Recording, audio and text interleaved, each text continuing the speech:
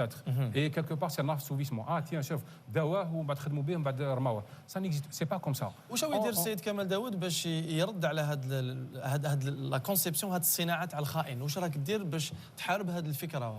Non, ولا ماكش تحاول تحاربها؟ لا انا نكتب كتوبه ما نديرش حرب. سادير لو كنت تعرف كاع الناس اللي يبغوا اللي كريتيكوك تعاود ترد عليهم ما تكتبش.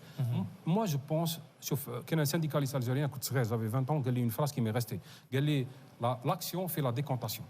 سادير خلي الناس تهدر، انت كتب كتوبه ولا دير حصص ولا دير دي شونسون ولا يفو كريي اي سي سو كي في لا ديكونتاسيون. دونك ماشي حارب، انا مانيش هنا باش نحارب. انا نكره كلمه الادب يحارب وتاع بكري تعقلوا لها تاع الكتاب تاعك ماذا يعالج. انا ما نعالجش، انا ماشي طبيب.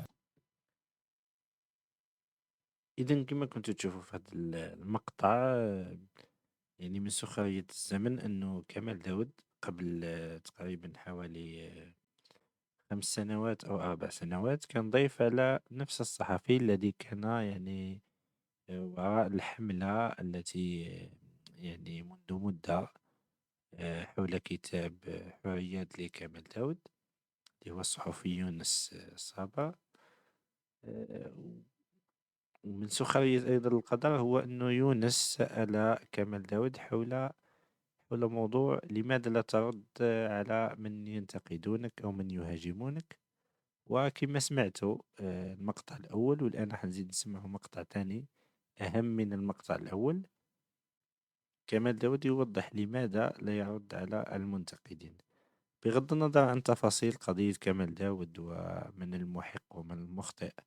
طبعا هناك اتهام يعني ممكن يمس بالجانب الأخلاقي خصوصا لزوجة كمال داود يعني الطبيبة النفسية. هذه المسائل هي مسائل قضائية أساسا، يعني بغض النظر يعني ما حش ندخلوا في التفاصيل المتعلقة بتوقيت القضية اللي هو توقيت يعني يعطيها نوعا ما أو يعطينا إيحاء أنه القضية ليست بريئة، هي قضية عندها خلفيات أكيد.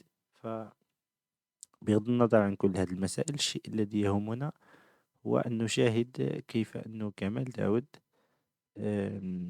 يعني من سخرية القدر مثل ما قلنا أنه جاوب على هذه الحملة قبل سنوات عديدة. نشاهد الآن مقطع مهم جدا. الصحفي يونس يسأل كمال داود حول جزئية معينة، وهي لماذا لا يرد على من يهاجمونه عادة. فلنستمع ثم نعود من أجل تعليق بسيط.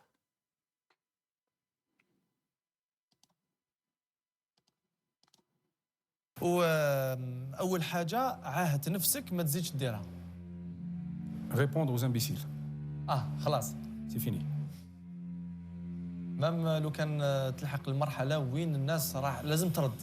لا شوف لو كان هذاك ليكزومبل تاع يقول لك واحد كان يقول صباح الخير لواحد وما يردش عليه، حتى الناس قساوه قالوا له علاش تقول له صباح الخير على ما تحبش. قال لهم انا نقول له صباح الخير كل يوم باش هو يتعلم من عندي حسن التربيه، لو كان نسكت انا نتعلم من عنده قله التربيه. دونك انا جو بريفير écrire et continuer et ne pas m'enfermer dans une pièce à répondre à X ou Y. سيد كمال داود صراحه استمتعنا بالحوار. إذا كما شفتوا كمال داود رد على الحملة الموجهة ضده، ومع نفس الصحفي الذي يقود هذه الحملة قبل 5 سنوات. ويعني حتى شاهدت في المقطع أنه حتى الصحفي أعجب برد كمال على هذا الموضوع. بشكل عام إذا كان نمد تعليق بسيط حول القضية يعني دون الدخول في تفاصيلها التي قلنا أنه الجانب القضائي هذاك شيء آخر بغض النظر عن خلفياته التي لا تهمنا.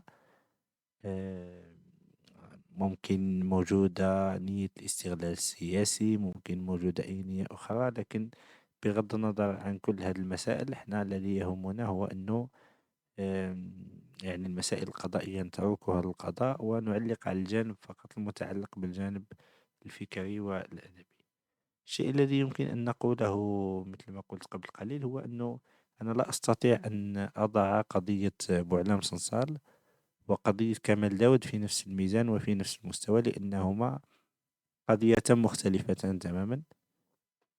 يمكن أن نوضح هذا في فيديو لاحق بالتفصيل، لماذا قضية كمال داود حتى وإن كانت فيها جانب قضائي يتحمل مسؤوليته أو يتضح من خلال تحقيقات لاحقة براءته، هذه مسألة أخرى. لكن احنا نتحدث أساسا على أنه قضية كمال داود هي قضية مختلفة تماما عن قضية بوعلام صنصال. بوعلام صنصال من الواضح جدا أنه يعني من خلال كتاباته، من خلال مساره ككل، عنده نوع من الحقد على الثقافة الجزائرية وعلى كل ما يمت إلى الجزائر بصلة. عنده نوع من يعني من الكراهية الشديدة للثقافة الجزائرية، خلينا نقولها بكل صراحة. وبوعلام صنصال لما يكتب لا يكتب من أجل مثلا إصلاح وضعية مثلا غير محببة، ولا وضعية سيئة في الحقل الثقافي ولا في الحقل الاجتماعي في الجزائر، لا. كتابات بوعلام صنصال فيها نوع من محاولة التنصل من هذا المجتمع ومحاولة تحقير من هذا المجتمع، العكس كمال داود. ولو أنه كمال داود أيضا لديه بعض الكتابات القاسية حول المجتمع الجزائري وما إلى ذلك، لكن الملاحظ في كمال داود أنه الروح العامة تاع كمال داود أو المسار العام تاع كمال داود هو أنه في غالب الأحيان يعني أو ما نحسه من كتاباته ككل هو أن كتاباته هي كتابات شخص محب للجزائر، شخص يريد الأحسن لبلده، وليس شخصا كارها لا لتاريخ الجزائر ولا لثقافة الجزائريين ولا للجزائريين كأشخاص ولا حتى للدين الإسلامي كدين. وهذا نلاحظه من خلال اهتمامه بالتصوف ببعض الشخصيات الإسلامية وما إلى ذلك. يعني وفي هذا هو يقارب رشيد بوجدرة، بغض النظر طبعا عن موقف رشيد بوجدرة من كمال داود في حد ذاته، ولكن هذا أهم ما يمكن أن نضيفه في هذا السياق. وشكرا لكم، ونلتقي في فيديوهات أخرى.